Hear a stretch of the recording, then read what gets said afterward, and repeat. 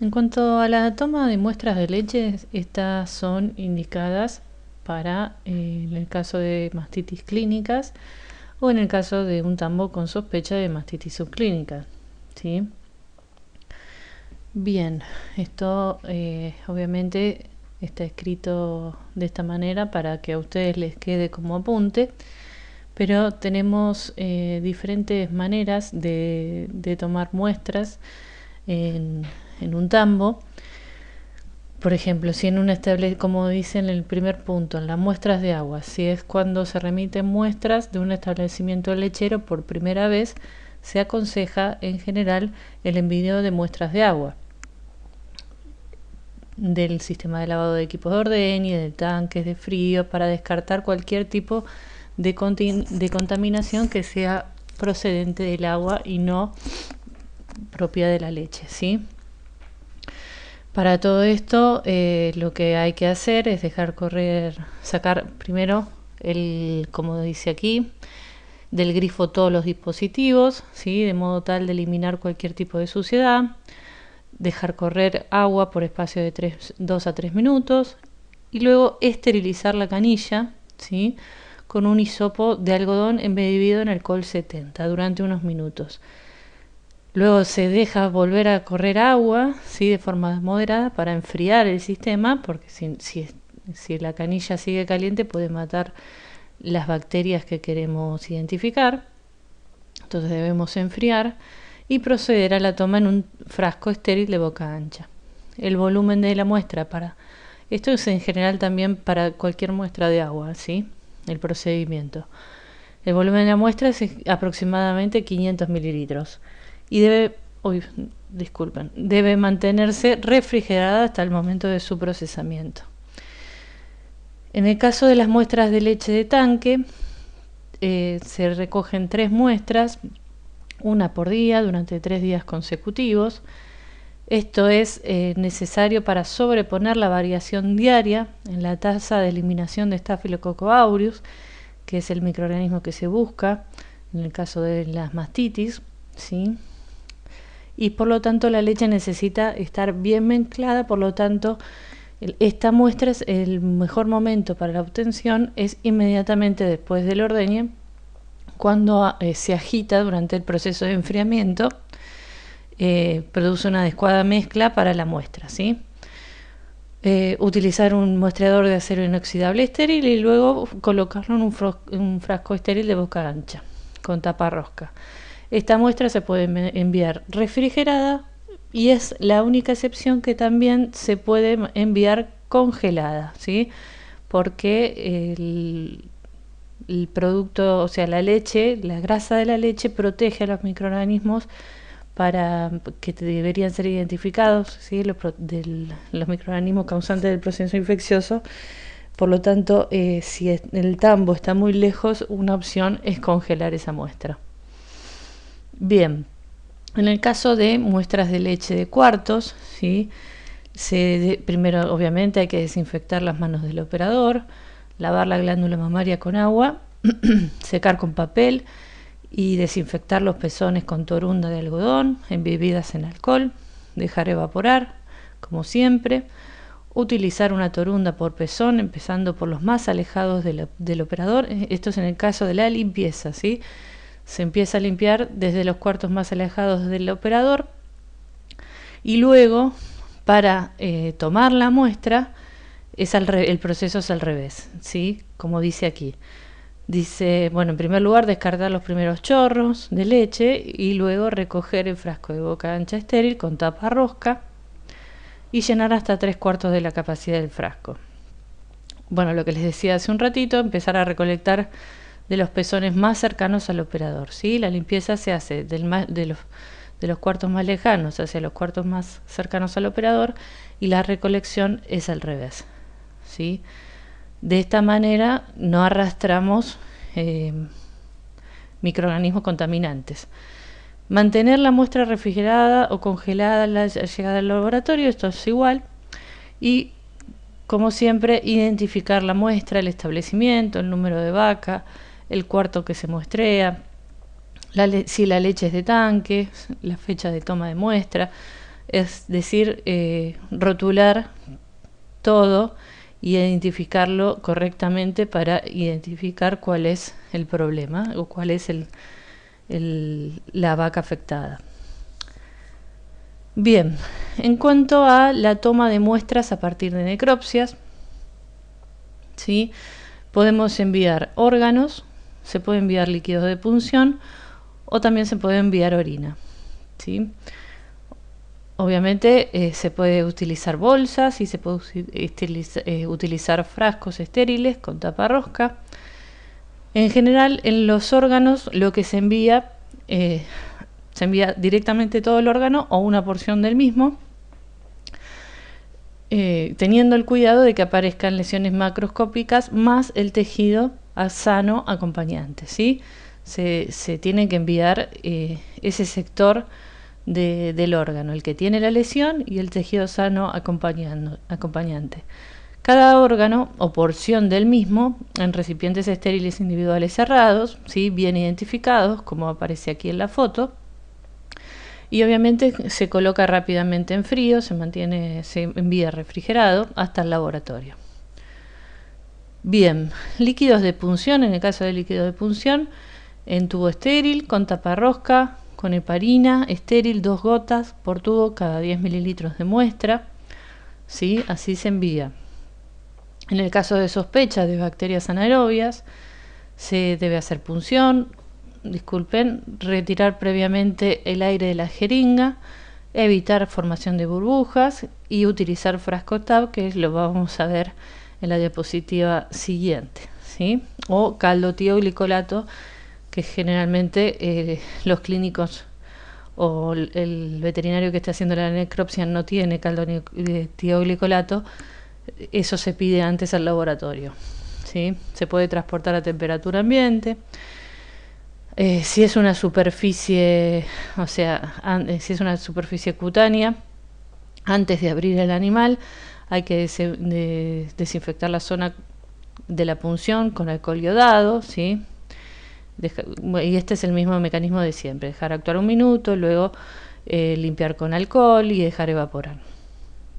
En el caso de orina se puede hacer por punción vesical y se manda refrigerada, ¿sí? Bien, como les decía hace un instante, también hay muestras para diagnóstico de bacterias anaerobias y hay que tener en cuenta que tiene otro tipo de procesamiento o de envío al laboratorio, ¿sí? Si se buscan bacterias anaerobias en biopsias o materiales obtenidos por punción, ¿sí? Aspiración, y tienen que ser remitidos inmediatamente, o en TAB, que sería transporte anaerobios Britannia, ¿sí? Que sería este frasquito que vemos aquí, que es un recipiente de vidrio con cierre hermético, con anticoagulante y una atmósfera inerte, o también, como les dije hace un instante, caldo tioglicolato, que está disponible en el laboratorio de diagnóstico, generalmente en los laboratorios que hacen diagnóstico para bacterias anaerobias, que no son todos los laboratorios, ¿sí? Tienen que consultar antes.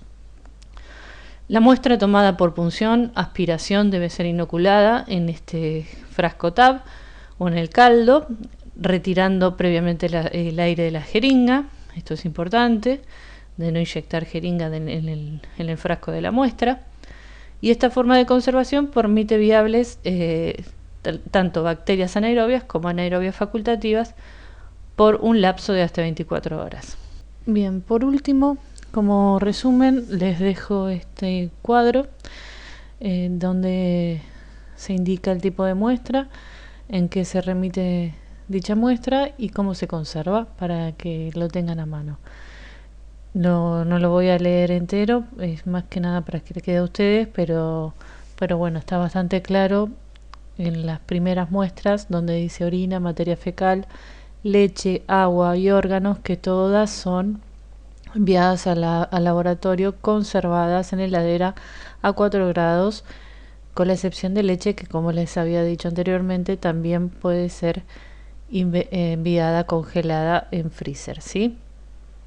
El resto, líquido cefalorraquídeo, líquidos de punción, biopsias hisopados de heridas, punción por aspiración de herida o hisopado del conducto auditivo externo, todos pueden ser transportados a temperatura ambiente.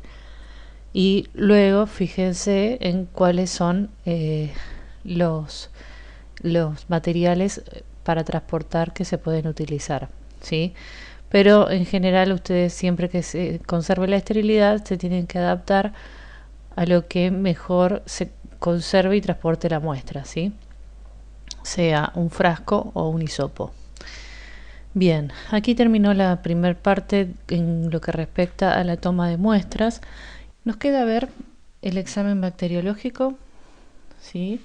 O la marcha bacteriológica, para lo cual ordenamos a esta marcha o este examen bacteriológico en 6 puntos de manera didáctica, más que nada, porque el primer y el segundo punto se realizan el mismo día, ¿sí? Cuando llega la muestra al laboratorio, se siembra en medio del cultivo y se incuba en estufa. También se hace un extendido para observación microscópica directa de la muestra que llega. Una vez que se incubó, luego de 24 a 48 horas, en el tercer punto, se observa e interpreta el desarrollo y se colorea el cultivo también con otra coloración de Gram. En las próximas diapositivas vamos a ir viendo todos estos pasos. Después de la interpretación del desarrollo se hace la identificación bacteriana, ¿sí? La identificación bioquímica de las bacterias que se observaron en el desarrollo, y también se realizan las pruebas de sensibilidad bacteriana o antibiograma. Bien, entonces en el primer paso dijimos que se hace la siembra e incubación. La técnica para hacer la siembra e incubación, ¿sí? Se realiza la siembra por agotamiento.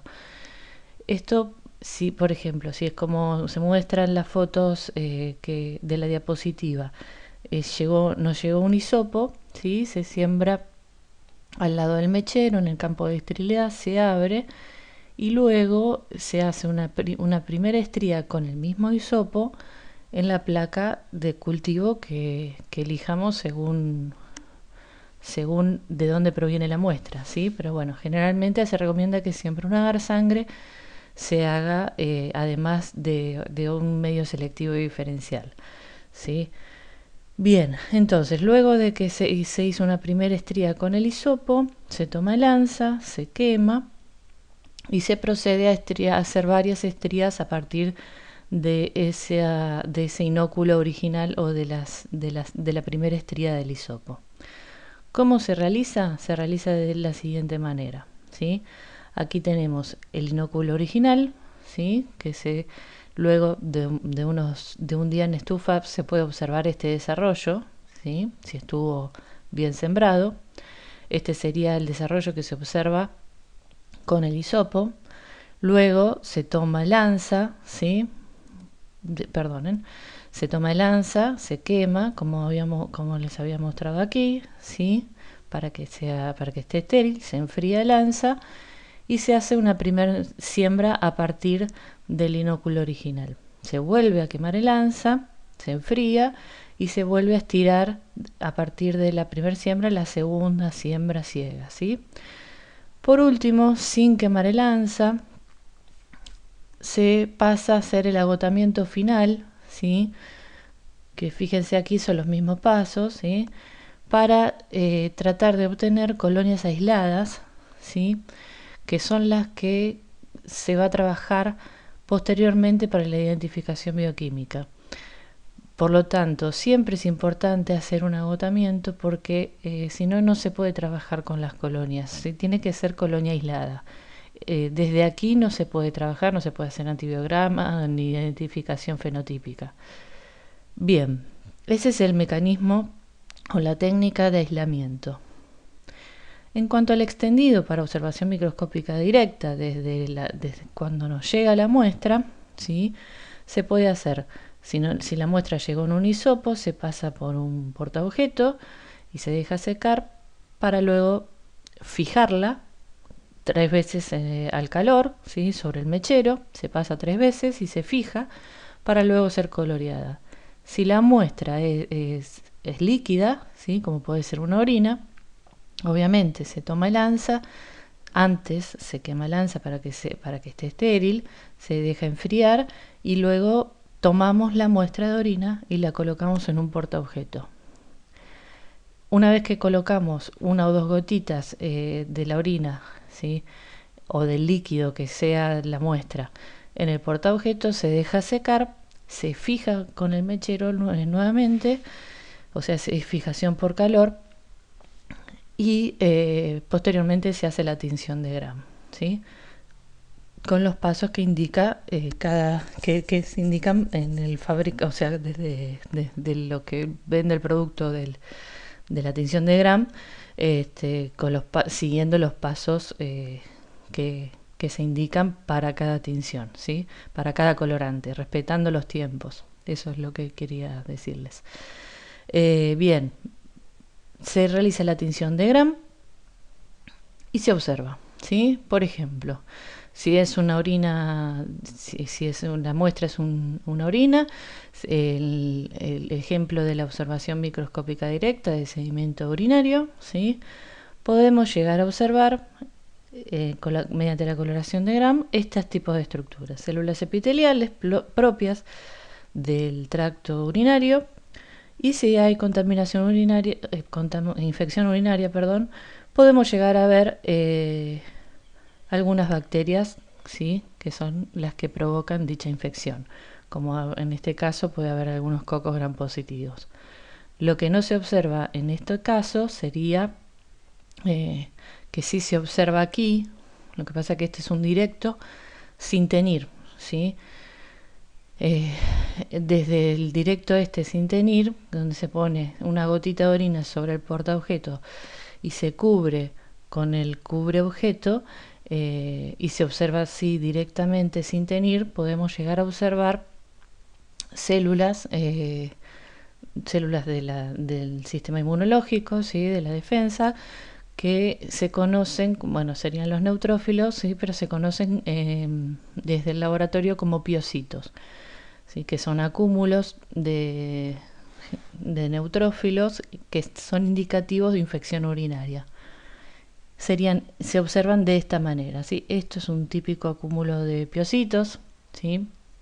Si observamos estas estructuras, pero no observamos bacterias y ni tampoco la aislamos en las marchas bacteriológicas, lo recomendable es pedir una nueva muestra, porque generalmente esto va acompañado de infección urinaria, pero si estuvo mal tomada la muestra, quizás no la podamos aislar. Entonces hay que insistir en una nueva toma para poder aislar el microorganismo causante. Bien, entonces llegó la muestra, les había dicho, llegó la muestra, la incubamos, la sembramos en una placa de cultivo y la incubamos en estufa. Una vez que la incubamos en estufa, a las 24 horas empezamos a tratar de interpretar el desarrollo que hubo en estas placas. Ya les digo, lo recomendable es, dependiendo de lo que se haya visto en la observación microscópica directa y del origen de la muestra, hacer una placa de agar sangre nutritivo, ¿sí? Donde van a crecer la mayor parte de los microorganismos que vengan en esa muestra, y otra placa con un medio selectivo y diferencial. Eso ya desde el primer día sí sabemos, les vuelvo a repetir, el origen de la muestra y qué observamos en la observación microscópica directa, ¿sí? Como para dirigir la marcha bacteriológica ya desde el primer día. Y el agar sangre nos permite que no se nos escape ningún microorganismo que no pueda crecer en un medio selectivo y diferencial, ¿sí? Bien, observamos el desarrollo, ¿sí? Y qué podemos observar desde ahí: la forma de las colonias, las características que tienen esas colonias. Fíjense en un agar sangre la diferencia que hay entre este tipo de colonias, que son muscosas, grandes, ¿sí? Con una coloración metalizada, y si la comparamos con estas, que son chiquititas, son colonias redonditas, ¿sí? Estas son generalmente colonias típicas de estáfilo y estas son colonias típicas de Pseudomonas. Pero obviamente no podemos decir, sería un error decir que con este tipo de colonia ya poner el diagnóstico de qué bacteria es, porque estaríamos faltando la verdad. Para eso hay que hacer la marcha bacteriológica, la marcha bacteriológica completa con las pruebas bioquímicas. Bien, pero bueno, una vez que también tenemos que el olor de las colonias nos orienta mucho para ver qué tipo de bacterias están creciendo. Bien, a su vez, ¿qué creció? Sí creció en los medios selectivos y diferenciales. Por ejemplo, este es un agarmanitol salado que seguramente vino, o sea, se utilizó porque la muestra proviene de una muestra de piel. Generalmente las muestras de piel se utilizan medios de crecimiento favorables selectivos para los estáfilos, como el que les acabo de nombrar, el manitol salado, que soporta grandes cantidades de sales en el medio de cultivo, y el manitol hace que se vean amarillas esas colonias que se desarrollaron, ¿sí? Bien, y a su vez, por ejemplo, esta es una Garma Concave, donde generalmente se utilizan para enterobacterias, ¿sí? Y que pueden tomar el colorante y volverse colonias más bien verdosas, ¿sí? Con algunos puntitos negros, por la utilización de hidrógenos sulfurados. Eh, bueno, son características de los medios que le generan a las colonias eh, ciertas características de desarrollo. Y dependiendo de cómo se desarrollen esas colonias, cómo continúa la marcha bacteriológica.